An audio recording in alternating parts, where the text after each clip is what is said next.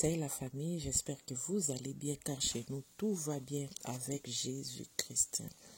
Eza bongo ya bino mère de jumeaux Actu Télévision na pesi bino mbote pe na pesi merci na bande ko so azuli baku mukona lelo ya kwanda biso pona mbala liboso ndeko ozuli occasion kwanda biso ka lelo na kosenga na yo eloko moko o s'abonner na sengo kayango et puis bande ko nyonso o bandima chaîne oyo merci ngamba pambola bino pe na sengi encore boye mi bo partager eza penza malamu en tout cas merci na bande ko nyonso basanga te o bazaka tango nyonso wana pona ko soutenir bongo mère de jumeaux nzambe apambola bino bisika bozali bo miyebi boza tellement bongo koma tellement belé nazo bate sona tanga bino ndenge mais prochainement na mo tanga bino ndam nzambe apambola bino na moni bongo Yolande Magui oui na kati ya Washington nzambe apambola yo mère double na Texas nzambe apambola yo egaka bakuku nzambe apambola yo nzambe apambola bakuku nyonso nzambe peta amona bino bandeko nyonso bandeko na ngana nino parler leo na mona mwasi bomoni aza bongo influenceuse nigériane awuti kotika biso mikolo toleka bomoni mwa mwasi kitoko mwa mwasi bien awuti kotika biso bandeko likamba ki influenceuse oyo ekweli biso soki biso baafricain ekweli biso kola kake mutu alingi kaka ye pe osi bamona ye ke akoka ke ye pe osi aza nango tolingi koparaître et non être tokomi kolika kosala n'importe quoi po kaka tolakisaki biso pe makambo mpe ebonga biso pe makambo mpe esimba na vie tozwa télé réalité Kim Kardashian famille Kardashian nde bande kosala africain zwa kaka côté mabe alati yango pe exagéré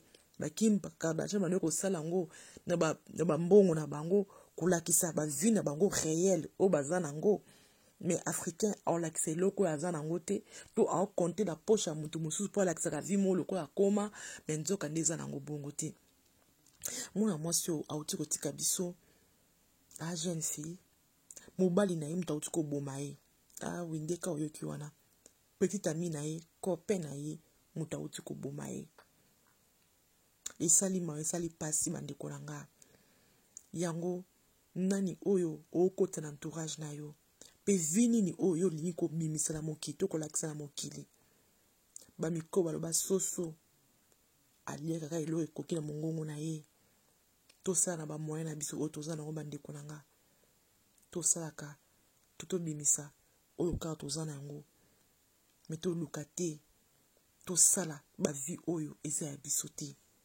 ondima n'importe quoi ondima n'importe qui dans ta vie po kaka mokili mona yo mpenza okomi mokili mona yo penza nde oza nango lelo bato ebele bazi molimo bateki na satana mpona kolakisa kaka mokili ke bango mpe bakomi bato baovivre bavi na bango réalité me balinka na TikTok na Facebook na soki na réseau na Instagram bamona pe batangaka pe ye nzoka nde eza nango vie réalité to vivre na kosala yango ayebi te aosala yango à quel prix mosusu balaka réel baza d'accord na modèle prix na opeye mpona likambo mais mingi baosala yango mpe na ndenge ya kozanga mayele yango lelo ndeko na biso mwasi atiki biso na liwe ya somo mpe ya pasi na otika biso tolanda lisolo ya mwana mwasi oyo ndenge ya kufeli eza ma mpona baboti mais epesa biso surtout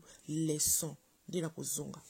Augusta alias Osta XXO sur Instagram était une influenceuse nigériane âgée de 21 ans qui aimait partager sa vie de luxe sur les réseaux. Augusta adorait la vie de star et les voyages et tout ceci financé par son fiancé Killa Boy. Malheureusement pour la jeune femme, tout va s'arrêter le jour où elle a trouvé la mort, assassinée par son copain Killa Boy, un millionnaire âgé de 26 ans seulement. C'est une affaire qui fait bouger le Nigeria parce que les gens n'arrivent pas à comprendre comment il a pu assassiner celle qu'il aimait tant alors qu'il lui avait tout donné. Killa Boy aimait Augusta et pour le prouver, il lui offrait des cadeaux à l'exemple de cette Mercedes. Et même lorsque les parents de la jeune femme ont perdu leur maison, il s'est proposé de leur acheter une nouvelle maison. Le père de la jeune femme, qui était contre cette relation parce qu'il ne comprenait pas comment un jeune de son âge pouvait avoir autant d'argent, va décliner l'offre. Et ça va créer des disputes au sein de la famille parce que la mère de Augusta voulait de cette maison, au point où le père et la mère de Augusta vont se séparer parce que sa mère va accepter la maison. Tout allait bien jusqu'au jour où Augusta va mystérieusement disparaître. Donc le 9 juillet 2023, la dernière fois que la jeune femme a posté sur Instagram. Après 2 jours sans les nouvelles de sa fille, la mère de Augusta commence à s'inquiéter et prévient son père parce que cette dernière n'était jamais restée aussi longtemps sans donner de nouvelles à ses parents. On pouvait penser qu'elle avait voyagé comme d'habitude, mais la mère de Augusta, en contactant la mère de Killa Boy, va apprendre que Augusta doit sûrement être avec son copain. Mais à ce moment-là, le téléphone de Killa Boy était aussi injoignable. Et les parents qui avaient déjà prévenu la police de cette disparition vont se rendre à la résidence de Killa Boy. Et une fois sur place, ils vont faire une découverte macabre. Le 17 juillet, ils vont découvrir le corps sans vie de Augusta par terre dans le salon en état de décomposition. Sa partie intime arrachée et son fiancé a pris la fuite. Bandeko, Afrique nyonso to ekomika ndenge moko. Pasi o elati mokili ekomosalisa lelo bato makambo o bato ba réfléchir lisusu te bandeko nanga. Mwana o n'avait que 21 ans. Peut-être ami na 26 ans. Peut-être ami yango millionnaire. Bandeko nanga 26 ans millionnaire bandeko. Okolanda boy millionnaire onka ye mumta millionnaire na libota ne olande ko papa na yazaki millionnaire to eza bongo te bandeko nanga. To mona na nikila poto bana mususu moni tam su 18 ans millionnaire mais ce ko landi na papa na ye moko azaki millionnaire tam su koko na yazaki millionnaire et kiteli bango e wut na kata libota. Mais biso ba africain c'est vrai que nzamba ça remplir la ndenge na ya ko pambola mutu. Mais to kozana bobi source na ngoti. Asaka ba faire ni po comme ça mutu millionnaire. Batu ba réfléchir à l'issouté. Tout le monde a mbongo. Kaka les matériels.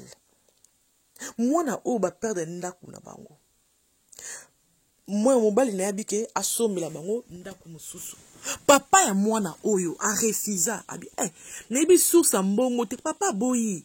Pour abonner que non mwana ngaza mwana muke. O azaka petite amie. Fiancé te mobali te ko abalaye mais petite amie. Après c'est biso kado ndaku papa boyi mama ndimi. Donc maman ndima ke libana ye papa telemela yango maman ndima ke wakabwana na papa pour la petite amie ya mwana bandeko. Donc maman oya ndima libala na ye e beba nango na sira mona ki papa na ndoki papa mabe alingi ko bonga na biso te alingi bonheur mwana te na si papa na si baba finga ye ba kritika ye ba papa ya mwana o mabe pour aboya ka cadeau. Mais papa mona musika vision aigle tali que non oyo mwana mukiebwe oui à cause na mbongo mais abala mwana bisote à cause na mbongo a même pas fiancé na ye à cause na mbongo mais source mbongo eza nini mama ndima ka cadeau abili bala abwaki na pembeni atiki mwana ye akota na relation na garçon oyo mwana ndi ko mene vie à luxe o bébé source te mbongo uta bo ebité mwana ka mwana zoli ba mbongo a peso ba mbongo mais o ebité suka na ngoni nzoka nde ndako ndimaka ezaka nde omisombela kali wa bandeko na ngai mwa mobalo so ko na Instagram ya Osta Zozo to na Instagram ya Killa Boy okomona combien bande combiner vie à luxe ba voyage pas yo ba cadeau pas yo vie moko penda ok vie de rêve donc mon bal o amemi moi sur la vie de rêve bande konanga vie de rêve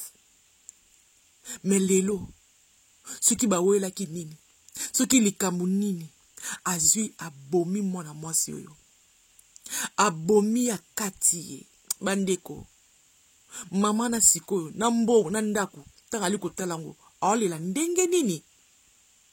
En disant qu'elle était consciente des problèmes que sa fille pouvait avoir avec son copain, mais elle ne pouvait pas imaginer un seul instant que Killa Boy pouvait aller jusqu'au point de ôter la vie à Augusta. Les sources rapportent que l'état dans lequel son corps a été retrouvé laisse à désirer. C'est comme si elle a été découpée exprès pour un sacrifice. Pour ceux qui connaissent le mode d'emploi des ritualistes, Killa Boy et Augusta donnaient l'impression d'être très amoureux. On peut remarquer ça sur les vidéos Instagram de la jeune femme, à l'exemple de cette vidéo prise le jour de la Saint-Valentin. Alors que jusqu'à présent Killa Boy était introuvable et la police tente de comprendre les circonstances dans lesquelles Augusta a été assassinée. Killa Boy, dans une série de stories sur son compte Instagram, va avouer le meurtre. Il a commencé en disant « J'ai ruiné ma vie à l'âge de 26 ans, oh mon Dieu, je suis en train de devenir fou. Je veux mettre fin à mes jours. » Il a continué dans une autre story en disant qu'il a poignardé sa petite amie par erreur. Ses intentions n'étaient pas du tout de la tuer. Je vous laisse mettre pause et lire la story Instagram. Killa Boy a continué en disant qu'il regrette son acte. Il a même partagé le message qu'il a envoyé à la mère de la jeune femme pour demander pardon. Il a déclaré qu'il avait remarqué que sa relation avec Augusta devenait toxique, mais malgré tout, il était incapable de la quitter et aujourd'hui, il regrette vraiment d'être passé à l'acte. Et juste après avoir dit ça, Killa Boy a supprimé son compte Instagram. C'est comme s'il avait peur d'être localisé. Mais malheureusement pour la jeune femme, c'est la fin de son histoire. Désormais, on parlera d'elle au passé. Enfin, jusqu'à présent, Killa Boy est toujours recherché par la police. Mais connaissant la situation actuelle en Afrique, c'est sûr qu'il a déjà corrompu la police. Il attend juste que les gens arrêtent de parler de lui pour qu'il recommence à vivre sa vie comme si de rien n'était. Augusta a toujours reçu des cadeaux et des fleurs de la part de son copain, ne sachant pas qu'elle préparait son chemin vers la tombe, que son âme repose en paix. Je peux imaginer la culpabilité de sa mère pour avoir accepté les cadeaux de ce jeune millionnaire. Et à l'heure là, tout ce qu'on peut présenter à sa famille, ce sont des sincères condoléances. Ça pouvait arriver à n'importe qui, voilà pourquoi on se doit de faire très attention. Sur ce, je vous laisse avec une dernière vidéo du couple. Bandeko parents nyonso to lukaka bonheur pona mwana ye. Alingaka tina zobota bana nga bazala bien. Bakende ba classe, ba vie na bango ebonga, bakoma bato lobi. Ezaka rêve à parents nyonso to. Mais ba parents tout ça la monta n'importe quel prix. To lukaka bonheur réel à bana biso. Bonheur réel ya bana biso et dépendant na biso moko ba parents. Nini ozo pesa mwana yo et loko ni ozo ko inculquer mwana yo. C'est très important. La kisa mwana ba valeur. Pour maman ya mwana mwasi au stag zozo soki maman na ya ki muto ba valeur. Aliaki alakisa mwana ke mwana nga content toi de ce que tu as. Salaka oyo zanango. Et mwana nga yeba nani oza ko fréquenter. Nani oza ko côtoyer. Est-ce que mi vi na ye? Est-ce que ça kani na vie? Ba yeba ko creuser. Ba yeba nini oza derrière garçon au Killa Boy. Ba linge ba yeba. Ba yebi vi na le local dit au monde le ba garçon o ba kanki ba kidnapper wa kanki na Congo. Ba big boy, ba Isaac kaba te ko découvrir ba ni ba petite amie pe. Oh putain musu ba yeba pe vi na ba honte musu c'est vrai que musu on ça on va faire ensemble. Mais musu ba pe vi na ba en réalité. Nous kande c'est important que ba nani oyo zo fréquenter. Ba parents, toi n'a pas la responsabilité. Tango boti mwana yo ba kem to responsable mwana yo. Nyoko te tantini te munduki ngandi te yonde mto responsable mwana yo. Et de deux, kola kisa moi tina vika ke na vie na po bonga fu mobali mto ko bongisa yo. Non ma maman, non ma papa, fu boya likambo yo. Mundire tsa botara mwana tsa mto yo mobali mto ko bongisa. Non non. Mobala ye na nga pi mwasi na ye na mto sangisi.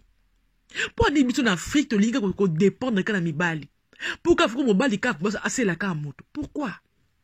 Yango on dit que bana biso balinga n'importe qui. Yango de ça que lelo et comme na vie.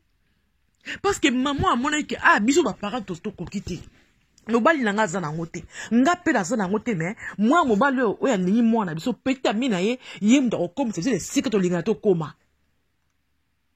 A monné que yemda comme moi mobali comme responsable la vie na bango.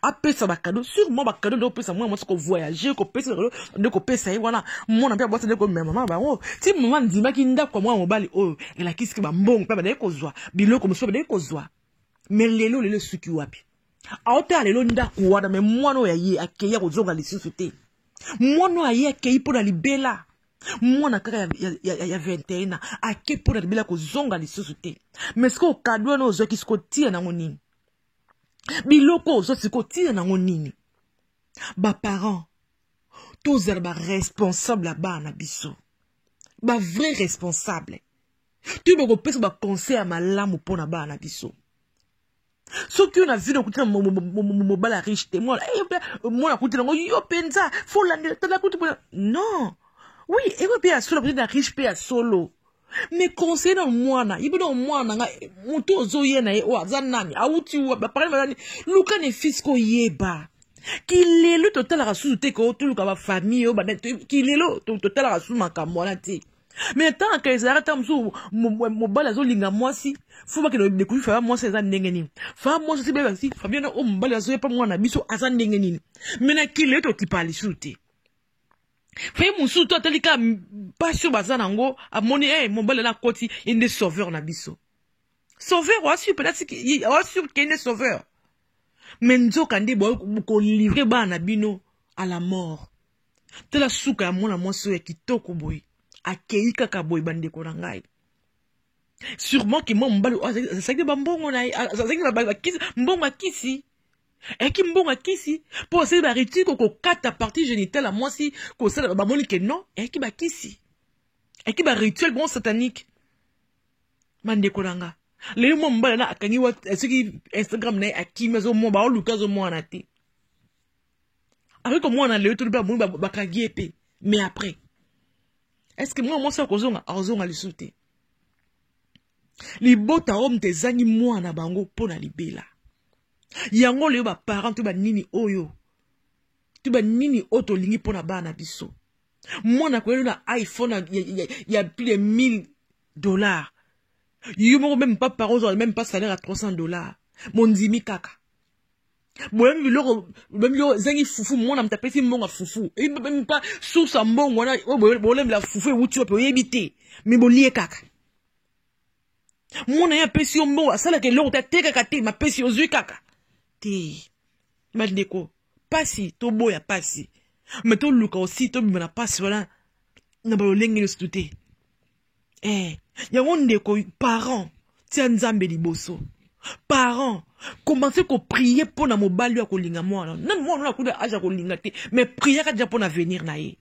prier ka nani mwa mobali ni akopousse ba mwana yo koteka onja prière dès à présent mwana za mwa muke prier ka dia mpo na mpeta mitu mo fiancé akoya n'importe qui akuta apousse a pepe na mwana yo boya batu mabe ya nzela bana yo to boya mama to boya ko bandeko et ça li passe mais c'est la leçon pour nous tous c'est la leçon to boya tu ko paraître mais to zaba auto to être nem te première ba vie na biso to boya qui m'a tu vu oh y na réseaux sociaux to boya oh ba vie ok soit disant qui est influenceur qui est influenceuse il y a le kuta oh mon ça na eko tira bijou na réseaux sociaux mais to luka bola munakati na kibonzambe pour nos enfants pour nos familles pour le bito le lokola maman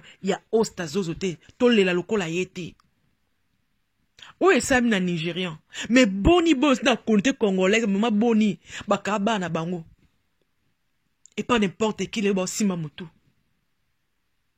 bala mo bakenda musu bakufa musu balimwa mettons un peu les cas réseaux sociaux bandeko to sala keba na nani otoli ko kotoyer yango entourage est très important veillons sur nos entourages et koza mamala mingi ndeko la sengi na o aimer partager ce qui est sur ma sia donc to koya les sous que Dieu vous bénisse. Ezaki Bongo, mère des jumeaux, Actu Télévision. Bye bye.